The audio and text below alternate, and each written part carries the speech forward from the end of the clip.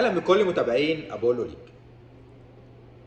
زي ما توقعنا وقلنا في الفيديو اللي فات ان تشابي الونسو احسن له يسيب ريال مدريد، وده اللي حصل النهارده. تشابي الونسو يرحل عن تدريب فريق الريال، والنادي بينزل شكر للمدرب وجهازه، والمدرب الفني البديل ليه هو الفيرو اربيلو.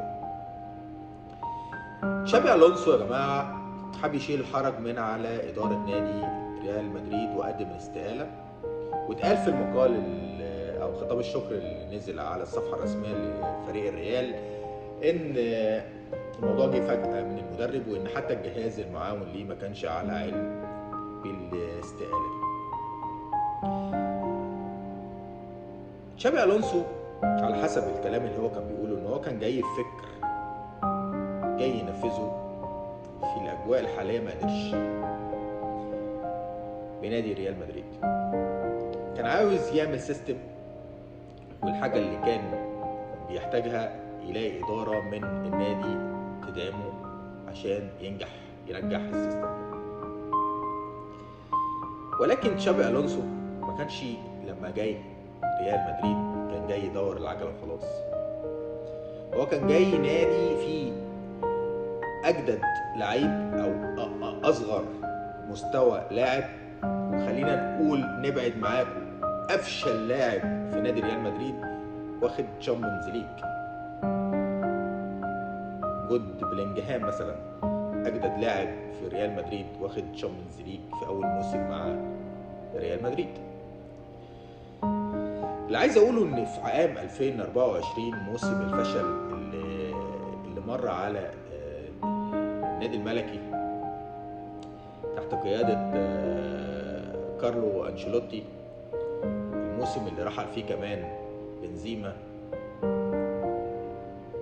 في وقتها كان جماهير ريال مدريد أو إدارة نادي ريال مدريد أو الاتنين مع بعض كان عندهم المساحة النفسية إنه يتقبل الإخفاق أو جزء من الإخفاق، أو خلينا نقول يتقبل شوية فشل.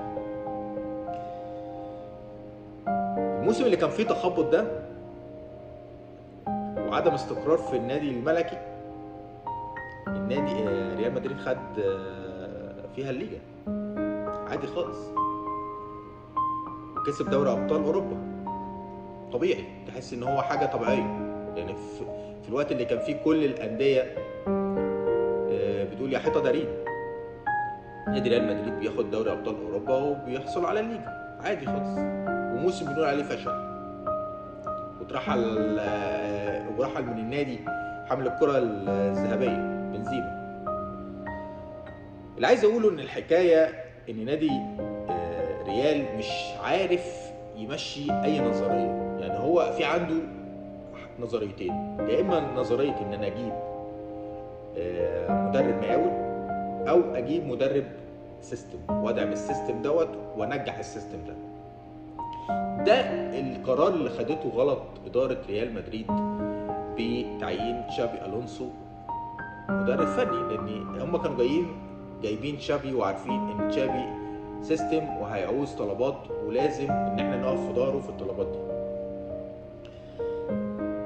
يا إما تستمر على الوضعية اللي أنت كنت ماشي عليها، تجيب المدرب المقاول. المدرب المقاول ديت بالبلد عندنا إن احنا بنقول إن هو بيجي بياخد بطولة أو بطولتين، وبعد كده بتحصل أي مشكلة بينه وبين إدارة النادي، وبعد كده يتخانق وبعدين يسيب لهم النادي ويمشي. أمثال أنطونيو كونتي مثلا، جه كسب كاس ودوري وخد بعضه واتخانق مع الإدارة وخد بعضه ومشي. جوزيه مورينيو نفس الكلام، جه برضه من اللي خد بطولتين ثلاثة وحصلت مشكلة بينه وبين الإدارة واتخانق وقدم استقالته ومشي. هي دي ما كانش فيه طلبات، يعني انطونيو كونتي او مورينيو الاثنين ما كانش ليهم طلبات، يعني مش عايزين اللاعب دوت او مشوا لنا اللاعب دوت وهاتوا لي اللاعب الفلاني، ما كانش ليهم طلبات. هم كانوا بيتعاملوا بالخامه او القماشه اللي تحت ايديهم. عشان كده بقول المدرب المقاول. انما المدرب السيستم تشابي الونسو ده العكس بقى خالص اللي حصل. يعني الموضوع راح من الشمال لليمين. معرفش يحقق ده، معرفش ينفذ السيستم ده مع اداره نادي ريال مدريد. وعشان كده بقول ان نادي ريال مدريد فشل، او كانت صفقه تعيين تشابي الونسو صفقه فاشله، لان هم ما كانش في نيتهم انه ينجحوا السيستم اللي هو كان جاي بيه. هل الكلام اللي انا بقوله ده ان هو ما كانش فيه دعم خالص لتشابي الونسو؟ لا، هو كان فيه دعم، يعني نقدر نقول مثلا 60 70%. فاهم انت اللي انا عايز سيستم؟ لا بس مش قوي يعني.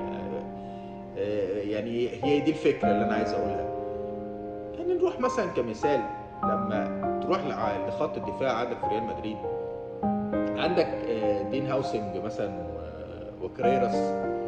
طيب انا تشابي قعد وقال لهم طب انا عايز قلب دفاع، يعني والله انا محتاج قلب دفاع مع هاوسنج وكريراس. فقالوا لا والله انت هو ده اللي عندنا، واحنا مش هنقدر نجيب اي صفقات في قلب الدفاع في الفتره دي، فاتصرف. ده عندك مثلا في خط الدفاع. نروح مثلا في مثال في خط الوسط، عندك جايبين بلينجهام ب 120 مليون، وتشاوميني جايبينه ب 80 مليون. طب انا عايز لاعب خط وسط يقدر يخرج بالكوره، ده طلب الونسو.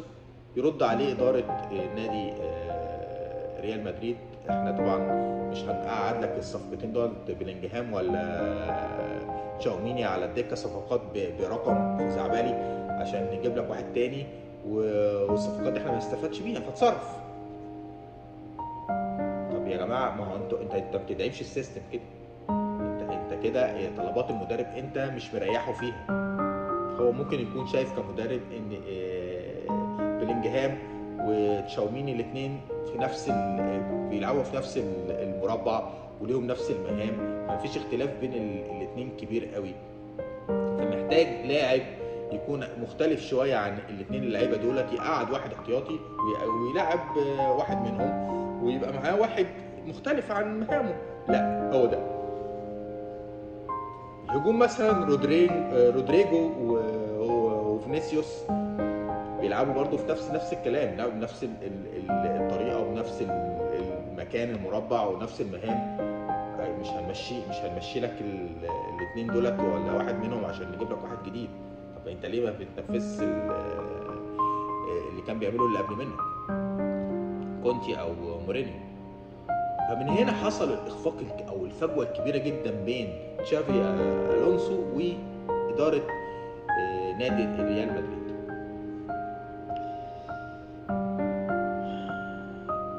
الفيرو اربيلو هو كان لاعب في ليفربول وكان لاعب عادي خالص، باك يمين عادي جدا، يعني نقول متوسط. ولما جه ريال مدريد كان تقدر برضه تقول ان هو كان رايح ريال مدريد بصفقه اضافيه.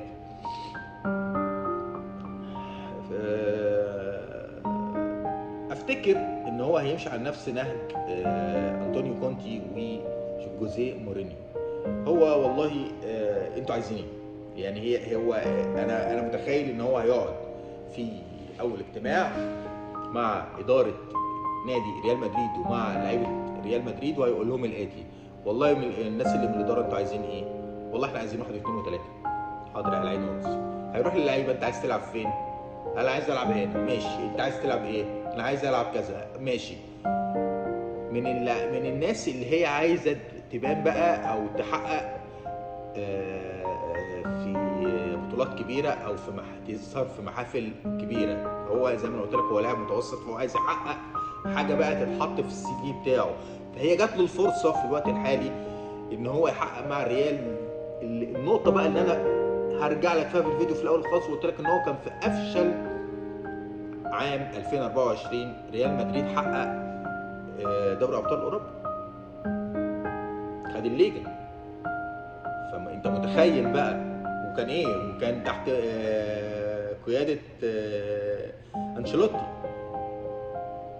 هي الفكره كلها اللي انا بحكي فيها بقى دلوقتي: انت عايز ايه وانت عايز ايه، وفكك من السيستم، اركنه على جنب، انا مش طلبات، انا يعني هشتغل بالخامه اللي تحت ايدي. دي النظريه اللي ماشيه وناجحه مع ريال مدريد. يعني انت ما تستغربش ان ممكن يكون في اخر الموسم ده ريال مدريد بطل دوري ابطال اوروبا، عادي خالص. وتحت قياده مين؟ الفيرو البيرو، لا اللاعب المتوسط اللي لسه بنتكلم عن تاريخه، اللي انت لما تيجي تفتكر اي موقف ليه حصل في ماتش كلاسيكو مع الريال هتلاقيه مثلا ان هو كان بيتخانق مع لاعب بس، لا اسيست ولا هدف ولا موقف يتحسب له يعني. هو ده اللي انت ممكن تفتكر ان هو كان بيتخانق مع حد. فده عادي وطبيعي. هو في ناس بتبقى فكرها المقاولاتي ده، يعني هو اقصر طريق انه يوصلني للي انا عايزه. تشابي الونسو معرفش ينفذ السيستم بمساعدة إدارة نادي ريال مدريد، اللي زي ما قلت إن هو مش عارف هو عايز إيه. نادي لازم يحدد ده هو الفترة اللي جاية هو عايز إيه. هو عايز نظام ولا لأ؟ عايز يمشي سيستم ولا لأ؟ لازم السؤال ده يترد عليه من إدارة ريال مدريد. أشوفكم في فيديو قادم.